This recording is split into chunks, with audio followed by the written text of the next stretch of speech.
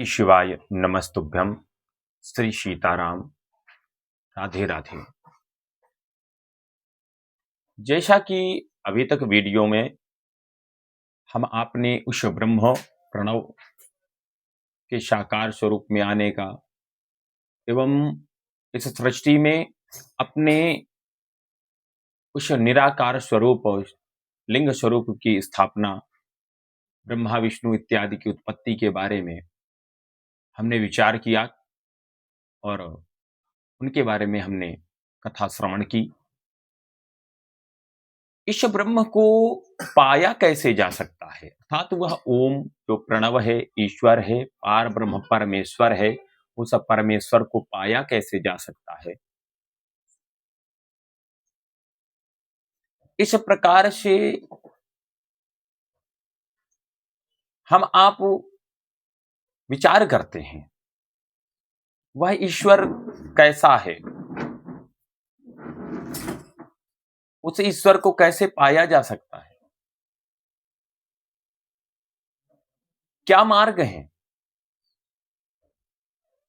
ब्रह्म को पाने के कौन कौन से मार्ग हैं। जब तक हमें ज्ञान नहीं होगा हम उस ब्रह्म को पा नहीं सकते हैं। जैसे कि अनेकों ग्रंथ हैं, श्रीमद् भागवत महापुराण है, शिव महापुराण है, नारद पुराण है, मार्कांडेय पुराण है, मत्स्य पुराण है, बाराह पुराण है। इन पुराणों में जो पद्म पुराण है इत्यादि पुराण हैं, 18 पुराण हैं। इन पुराणों में जो क्रियाएं बताई गई हैं उस ब्रह्म को पाने का, उसे योग कहते हैं।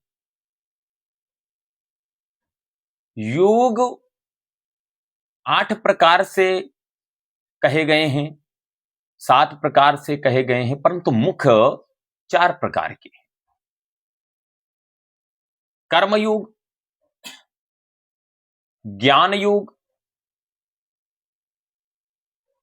तथा इस संसार में उस ब्रह्म को पाने के लिए राजयोग भी कहा गया है और ज्ञान योग भी कहा गया है। कर्म योग, ज्ञान योग,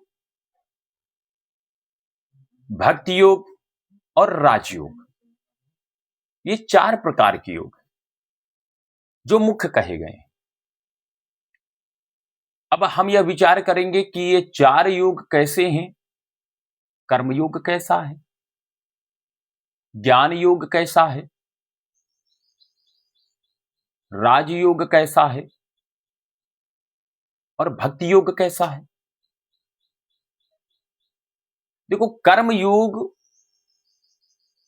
वो योग है कि हम आप कर्म तो करें परंतु उस पर लिप्त ना हो। जैसे कि हमने विवाह किया, पत्नी आई, पत्नी के साथ में जो हमारा संबंध है उस संबंध को हम इस संसार में जो क्रियाएं चलती हैं कि जैसे कि संसार में, इस सृष्टि में प्रजनन, उसके लिए ही केवल स्त्री और पुरुष का समागम होना चाहिए। परंतु उस नियम के अलावा उस पे अगर आसक्त हो गए, नारी पे आसक्त हो गए तो कर्मयोग से बाहर हो गए। केवल प्रजनन के लिए नारी का उपभोग करें, जैसे नारी को भी है पुरुष का उपभोग करें केवल प्रजनन के लिए, अपने परिवार को चलाने के लिए, एक वंशानुक्रम चलाने के लिए, परंतु उस पे आसक्त ना हो। जैसे कि हमारे संतान है, संतान हुई, संतान को ज्ञान दो, पालो, बड़ा करो, पढ़ाओ लिखाओ, जो समाज में चल रहा है वो सारी क्रियाएं करो उसके साथ में, परंतु उस पे आश्रित ना हो कि हम संतान के बगैर जी नहीं सकते। हमने अपने कर्तव्यों का निर्वाह किया, अपने कर्तव्यों का पालन किया, अपने कर्म हमने किए, उनका निर्वाह हमने किया, परंतु उस पे आसक्त ना हो। जैसे कि हम भोजन करते हैं भोजन में क्या हम आसक्त हो गए? पता लगा कि हम पनीर खा रहे हैं, छोला खा रहे हैं, नाना प्रकार के व्यंजन खा रहे हैं। अब एक दिन आपको पनीर खिला दिया जाए, दूसरे दिन सब्जी बना दी जाए बैंगन और आलू टमाटर की, तीसरे दिन आपको रबड़ी दे दी जाए, तो क्या आप एक ही भोज्य पदार्थ पर आसक्त रह सकते हैं कि नहीं हम पर प्रतिदिन रबड़ी ही खाएंगे, दूसरा भोज्य पदार्थ नहीं लेंगे? नहीं हो सकते ना आसक्त। इसी प्रकार से हम जितना भी इस संसार में, इस सृष्टि में क्रियाएं हो रही हैं, हमारे द्वारा जो कर्म हो रहे हैं, उन कर्मों में आसक्त ना हो। जैसे भगवान शंकर जो आदि योगी कहे गए हैं, वो समस्त जितने भी भोग हैं, उनको भोग तो रहे हैं परंतु आसक्त नहीं है, इसलिए वो योगी हैं। नारी भी उनके पास में है परंतु वो भोग करते हैं परंतु आसक्त नहीं है। काम उनके पास जा नहीं सकता, उनको धारण नहीं कर सकता। काम को वो धारण करते हैं, जब चाहेंगे कि हाँ मेरे पास काम आए तभी काम आएगा उनके। इसी प्रकार हम भी अपने जीवन में रखें कि हम किसी चीज पर आसक्त ना हो, वो चीज हम पर आश्रित रहे, जब हम चाहें तब वो हमारे पास में आए। इस प्रकार अपनी इंद्रियों को जीत लेना और उन इंद्रियों के द्वारा कर्म करने से कर्मयोग का प्रादुर्भाव होता है, कर्मयोग उत्पन्न होता है। बिना किसी, जैसे कि हमारे नेत्र हैं, हाथ हैं, 5 कर्म इंद्रियां हैं, 5 ज्ञान इंद्रियां हैं, उन इंद्रियों के द्वारा हम जो कर्म कर रहे हैं, उन कर्मों को तो हम कर रहे हैं परंतु उन कर्मों पे आसक्त नहीं है। जब चाहें तब उन कर्मों से हम बाहर निकल सकते हैं क्योंकि हम आसक्त नहीं हैं उन कर्मों में, इसलिए वो कर्म योग का मार्ग है। इस प्रकार की इस मार्ग में चलने वाला प्राणी जीव मोक्ष की प्राप्ति करके उस ब्रह्म को प्राप्त कर लेता है। ये कर्म योग का मार्ग है। जब हम किसी कर्म में आसक्त ही नहीं हैं, जब हम उसमें लिप्त ही नहीं हैं, तो हम तो मुक्त हैं। कर्म करते हैं, ईश्वर कहते हैं, वह ब्रह्म कहता है। श्रीमद् भागवत महापुराण में भगवान श्री कृष्ण भी अर्जुन से कहते हैं कि यदि कर्म करने के पश्चात में उस कर्म पे कोई लिप्त नहीं है, तो उसके द्वारा किया हुआ कर्म छूटता नहीं है, माना नहीं जाता कि उसने कर्म किया है।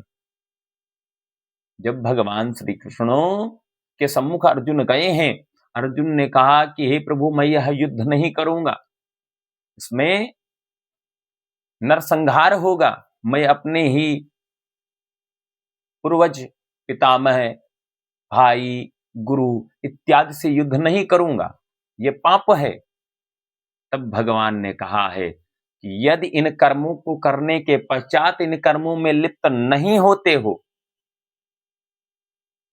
उससे बाहर निकल सकते हो, तो ये कर्म पाप नहीं है। हम आपको भी अपने जीवन में यही करना चाहिए कि हम इन कर्मों को करने के पश्चात इनमें लिप्त ना हो और इनसे बाहर जब चाहे तब निकल जाएं, तो हम मुक्त हैं। और जब हम मुक्त होंगे तो उस ब्रह्म को प्राप्त कर लेंगे। ये कर्मयोग का मार्ग है। इस मार्ग से ब्रह्म को पाया जा सकता है। दूसरा मार्ग ज्ञान योग, अर्थात जितने भी 4 वेद, 6 शास्त्र, 18 पुराण, 32 उपनिषद लिखे गए, उनको पढ़ेंगे, जिससे कि ज्ञान उत्पन्न होगा, उस ब्रह्म को जानने लगेंगे। ब्रह्म कैसा है, ब्रह्म की सत्ता क्या है, ब्रह्म से सृष्टि में किस प्रकार से आया, किस प्रकार से इस ब्रह्म ने इस सृष्टि को बनाया, उस ब्रह्म की सत्ता किस प्रकार से प्रकट हुई, यह ज्ञान उत्पन्न होगा। हम जानने लगेंगे ब्रह्म के बारे में, और जब ब्रह्म के बारे में जानने लगेंगे तो हम उस ब्रह्म को पाने के लिए और ज्ञान प्राप्त करेंगे और अध्ययन करेंगे, जिससे ब्रह्म को पालेंगे। ये मार्ग भी ज्ञान का मार्ग है, ज्ञान द्वारा उस ब्रह्म को पाया जा सकता है।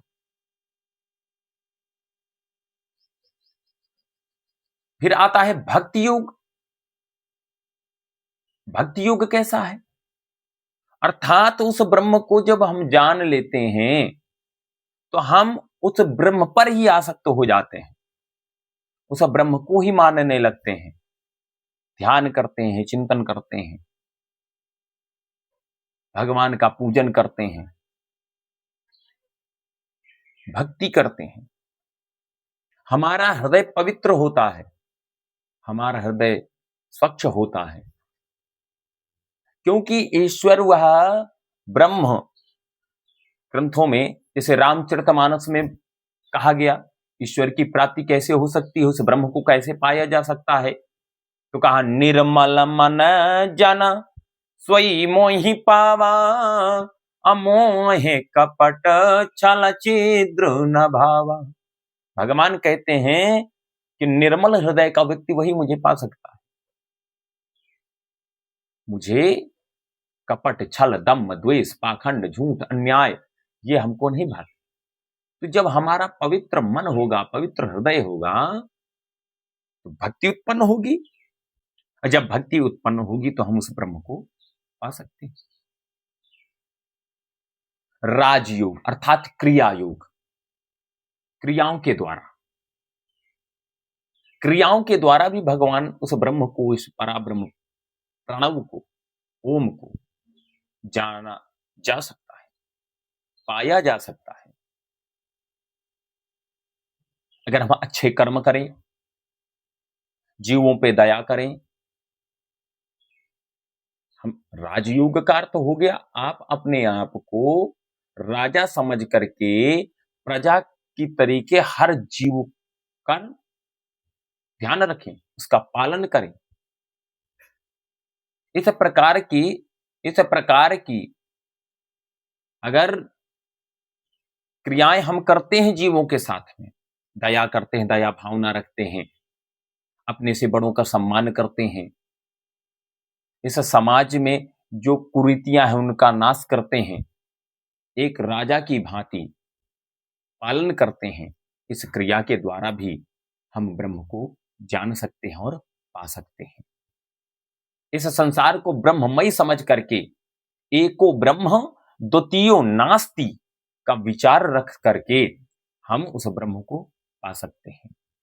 क्या आप जानना चाहते हैं कि वह ब्रह्म किस प्रकार से हर एक जीव के अंदर बैठा हुआ है? अगर जानना चाहते हैं तो हमारे इस चैनल को सब्सक्राइब करें, लाइक करें और कमेंट करें, और अगले वीडियो में हम फिर से आपको इसी प्रकार से ज्ञान उपदेश लेकर के आएंगे। श्री सीताराम, राधे राधे, श्री शिवाय, नमस्ते।